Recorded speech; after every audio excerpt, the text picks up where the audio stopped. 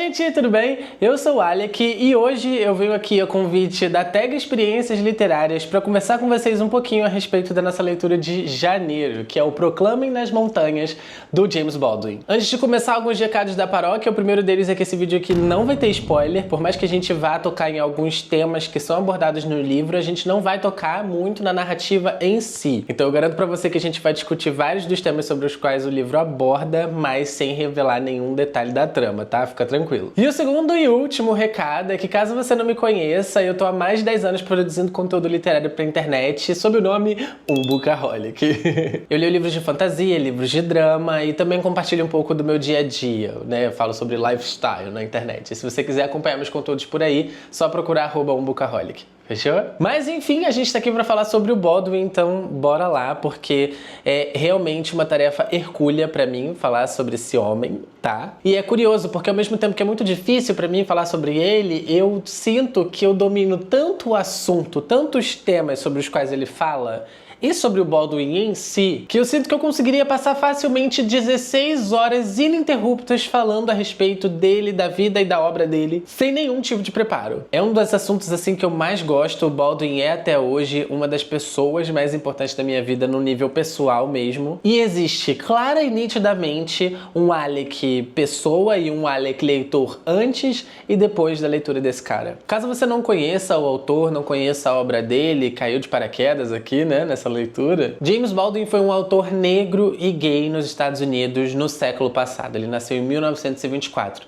Inclusive, em 2024 ele teria completado 100 anos. A título de curiosidade, caso você não saiba, era meio que ilegal ser gay nos Estados Unidos durante esse tempo. E ainda assim, com o passar do tempo, ele se tornou essa figura muito politicamente ativa, digamos assim, e uma peça-chave, uma peça fundamental nas discussões de raça, sexualidade nos Estados Unidos ali da época. Foi militante dos Panteras Negras e coisas do tipo, né, que foi um movimento racial muito forte que tomou conta dos Estados Unidos no século XX. E esse cara, que era boiola, que nasceu numa família extremamente conservadora, filho de pais protestantes, nos agraciou com sua visão de mundo, nos agraciou com seus contos, ensaios de não ficção, nos agraciou com sua ficção. E hoje, aqui no Brasil, a gente já consegue ler quase toda a obra dele. Realmente, a Companhia das Letras se dedicou bastante para trazer os livros desse autor para cá num tempo recorde, eu diria. Fato é, todos os livros do Baldwin, de uma forma ou de outra, vão relar nesse passado dele e vão discutir ativamente coisas como classe, gênero, raça, sexualidade, obviamente, porque é um corte muito presente na vida de qualquer pessoa. E de tudo que ele publicou, Proclame nas Montanhas foi o primeiro. Então, foi muito interessante nessa leitura, pra mim, que já tinha lido basicamente todos os outros grandes romances dele, voltar pra cá. E eu uso o termo voltar porque não só existe essa coisa de voltar no tempo, porque eu já li coisas que foram escritas e publicadas, sei lá, mais de 30, 40 anos depois disso aqui, mas porque também eu sinto que voltar para um livro do James Baldwin é sempre como uma volta pra casa. Os livros dele têm muito essa pegada assim em mim, sabe? Só tem um outro autor que consegue fazer isso comigo, sabe? Que toda vez que eu abro um livro, parece que são os dois bracinhos do Baldwin falando assim, vem cá, viado. E me abraça total e completamente, faz com que eu me sinta visto, apreciado, admirado, compreendido. Então esse retorno mesmo, essa volta, vem pra mim também como uma volta pra casa, sabe? Uma volta pra um lugar que, apesar de inóspito, com trocentos outros preconceitos e coisas do tipo, soa sempre muito familiar quando a gente tá vendo o mundo do ponto de vista do James Baldwin. Eu não preciso de muito pra ser convencido a ler ou consumir qualquer coisa que tenha James Baldwin envolvido, porque realmente eu leria até a lista de compras desse cara. Mas caso você não conheça, aqui no Proclame nas Montanhas a gente vai ter mais um livro de ficção dele, e dessa vez a gente tem a oportunidade de acompanhar a história do John Grimes, que é um garoto muito peculiar, eu diria. E vale salientar também que toda e qualquer semelhança com a vida do autor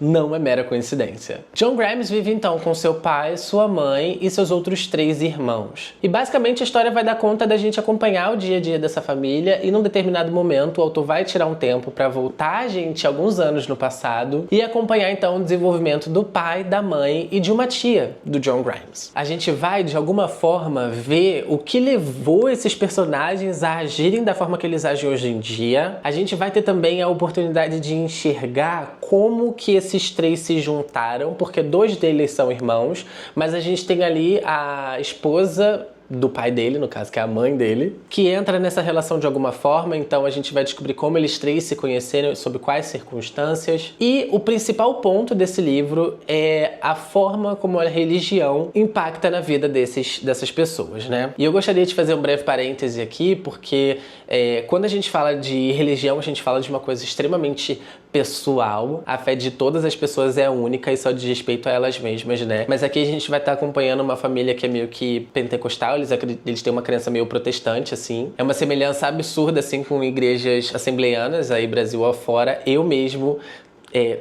também sou bicho, né? E preto. Que nem o Baldwin.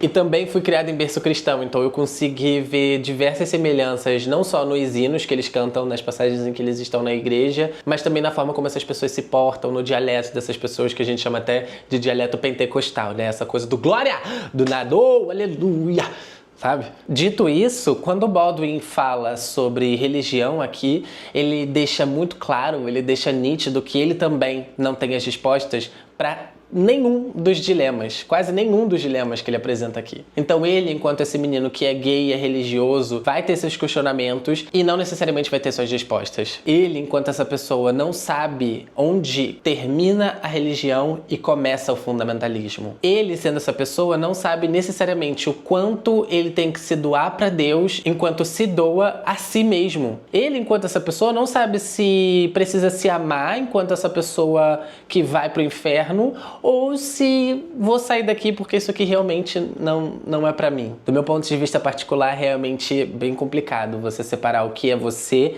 e o que é o seu eu religioso. Os toques autobiográficos dessa história aqui são realmente surpreendentes, assim. Chega num momento da história que é tudo tão surreal, é tudo tão brutal, que chega a ser inverídico, sabe? Certas situações pelas quais o protagonista vai passar vieram diretamente da vida do Baldwin, né? E as coisas beiram tanto o absurdo, beiram tanto o fantástico, que isso passa a colocar em xeque a credibilidade do próprio ator enquanto ele tá escrevendo isso aqui. Mas esse é daquele tipo de coisa que só quem já viveu, só quem teve lá durante, sei lá, sessões de exorcismo de uma pessoa homossexual, sessão de exorcismo de uma travesti, só quem já teve em círculo de oração pela cura gay vai entender. E obviamente o Baldwin vai falar bastante sobre a questão da sexualidade aqui também, mas vai pra muito além disso. Esse é um livro que tá carregado de hipocrisia, de mentira. O pai do protagonista, por exemplo, o Gabriel, tem o que pra mim aqui foi a parte mais difícil de ler desse livro. Porque ele é essa pessoa imunda que agride os filhos, que já agrediu a esposa, que tem filho fora do casamento, mas ainda assim tá todo domingo pregando na igreja.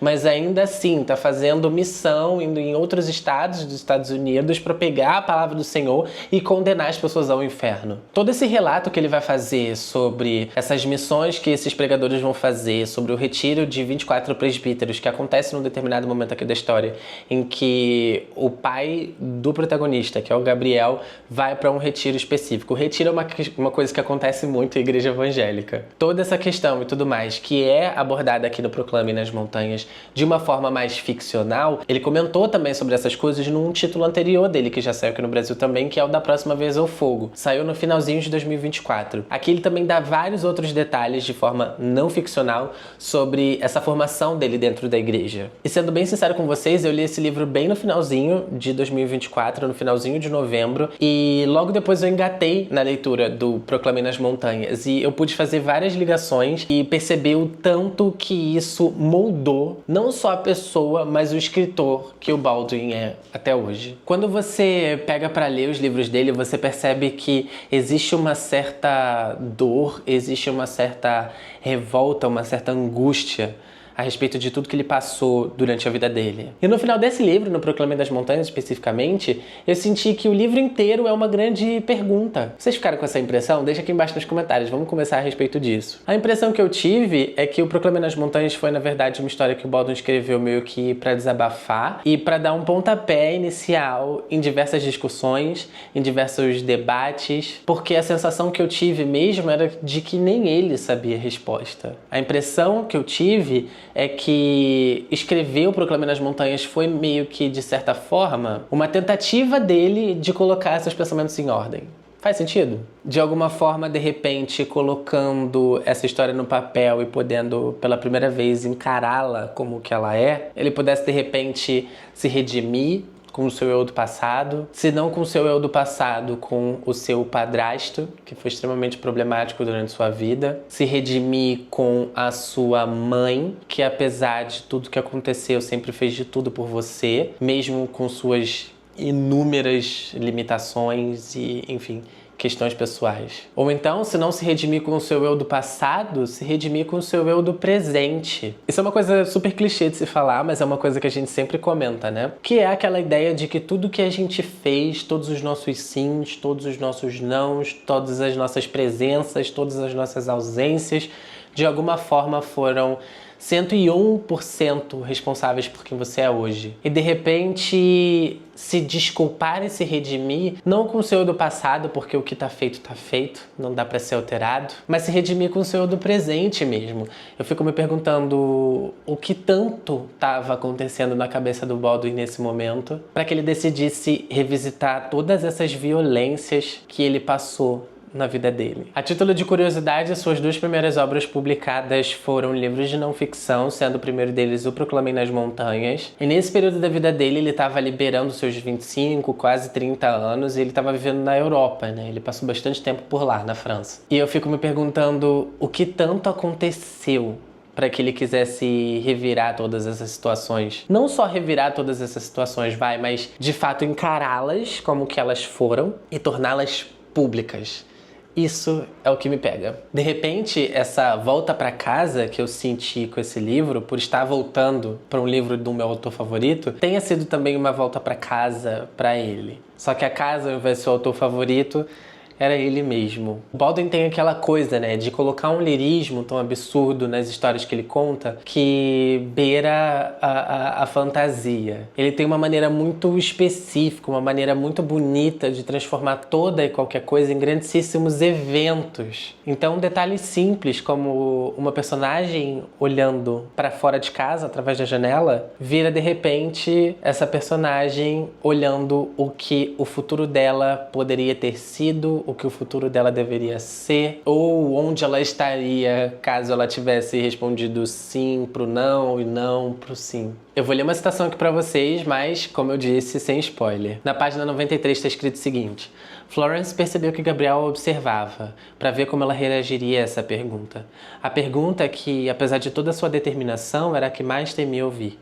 Desviou a vista da mãe, empertigou-se e recuperou o fôlego olhando pela janela pequena e rachada. Lá fora, muito além daquela névoa que se dissipava, além de onde a vista alcançava, a vida a aguardava. A mulher na cama estava velha, sua vida estava se dissipando junto com a névoa, e para Florence era como se a mãe já tivesse sepultada. Ela não se deixaria estrangular por mãos de mortos. A forma como os tempos verbais também passam a ser quase que protagonistas das histórias do James Baldwin é excepcional, de verdade. Não tem outra palavra pra descrever, caras. Eu não consigo botar isso em palavras, mas eu sinto que no momento que ele tá se colocando como protagonista, expondo de forma tão crua todas as coisas pelas quais ele passou e todas as coisas que passaram pela cabeça dele, é quase como se os pensamentos daquele personagem e as dores daquele personagem se tornassem nossos também por um momento. E é realmente impossível não pensar esses livros, esses personagens, essas situações com o nosso coração, assim, de corpo e alma, como se a gente estivesse realmente experienciando tudo aquilo que aqueles personagens estão passando, seja isso pro bem ou pro mal. Quero saber a opinião de vocês. O James Baldwin é de verdade uma das coisas mais incríveis que me aconteceram na vida, e eu sinto que justamente por ele estar num momento muito importante da minha formação enquanto pessoa, que foi o entendimento da minha negritude, o começo da minha consciência racial, digamos assim, ele hoje é de verdade uma das pessoas mais importantes, um dos autores mais importantes que eu já tive o prazer de ler. Se você não leu nenhuma outra coisa do James Baldwin, fica aqui a forte recomendação. Se você quer um livro de não ficção, eu recomendo que você leia Notas de um Filho Nativo. É um livro maravilhoso, bom demais. E se você quer uma recomendação de livro de ficção, eu vou deixar 2. Eu vou recomendar para vocês o Terra Estranha, que é o meu favorito de todos, e o Quarto de Giovanni. O Quarto de Giovanni, inclusive, é simplesmente o mais controverso de todos. É um livro de um autor militante do movimento negro que não tem negros.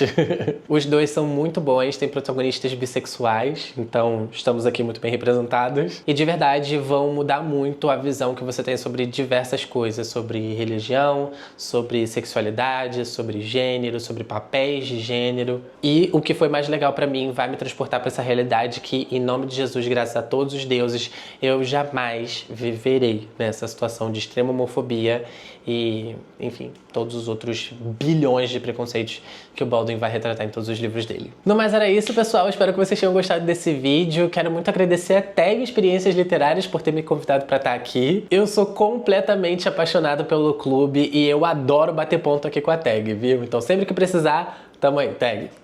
Me acompanha também nas minhas redes sociais, assim a gente pode estender essa conversa sobre esse livro, sobre James Baldwin, sei lá, fanfic de Minecraft em outras redes sociais também. Só me procurar por lá, @umbucaholic. No mais era isso, caras. Mais uma vez eu espero que vocês tenham gostado. Muito obrigado por ter assistido esse vídeo. Até o próximo e tchau, tchau.